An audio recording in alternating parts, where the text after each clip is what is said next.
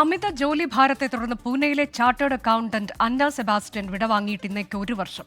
അന്നയുടെ മരണത്തിൽ അമ്മ EY ഇന്ത്യ ചെയർമാൻ രാജീവ് മേമാനിക്ക് അയച്ച കത്ത് വൈറലായതോടെയാണ് കോർപ്പറേറ്റ് കമ്പനികളിലെ ജോലിഭാരവും മാനസികാഘാതവും സംബന്ധിച്ച് ചർച്ച ഉയർന്നത്.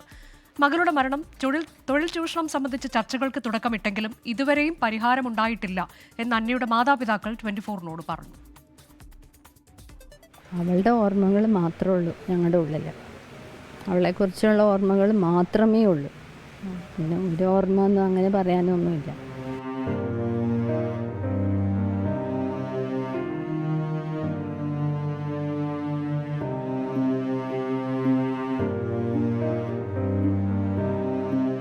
എറണാകുളം കങ്ങനപ്പടി സ്വദേശി അന്ന സെബാസ്റ്റ്യൻ കഴിഞ്ഞ വർഷം 20-നാണ് ജോലി സമ്മർദ്ദത്താൽ കുഴഞ്ഞുവീണ് മരിച്ചത്.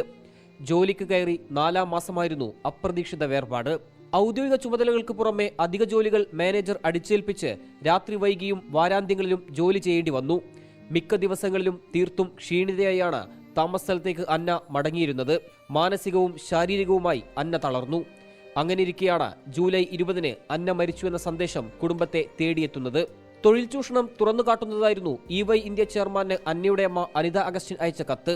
രാജ്യത്തുടനീളം അന്ന സെബാസ്റ്റ്യൻ ചർച്ചയായി. മീഡിയ കംപ്ലീറ്റ് എല്ലാ സ്ഥലങ്ങളിലും നാഷണൽ ഇൻ്റർനാഷണൽ ലെവലിലൊക്കെ വളരെ ഡിസ്കഷനായി ആ ലെറ്റർ ചെന്ന ശേഷം.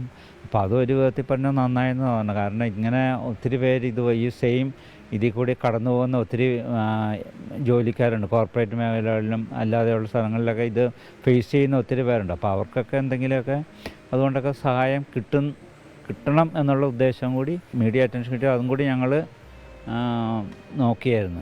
കോർപ്പറേറ്റ് തൊഴിൽ സംസ്കാരത്തിന്റെ മാറ്റമാണ് കുടുംബത്തിന്റെ ആഗ്രഹം. അന്നയുടെ മരണം രാജ്യം ചർച്ച ചെയ്തെങ്കിലും നടപടികൾ പ്രഖ്യാപനത്തിലൊതുങ്ങി. മാറ്റം വന്നം. അപ്പോൾ ആൾക്കാർ ഇതിനെപ്പറ്റി ഇപ്പോൾ ഇവളുടെ ഈ സംഭവത്തിന് ശേഷം ഞാൻ നോക്കിയിട്ടൊരു നല്ല മാറ്റം വന്നേക്കുന്ന ആൾക്കാർ ഇതിനെപ്പറ്റി പറയാൻ തുടങ്ങി. ഇതിങ്ങനെ ഉണ്ടെന്ന് ആക്സെപ്റ്റ് ചെയ്ത് തുടങ്ങി.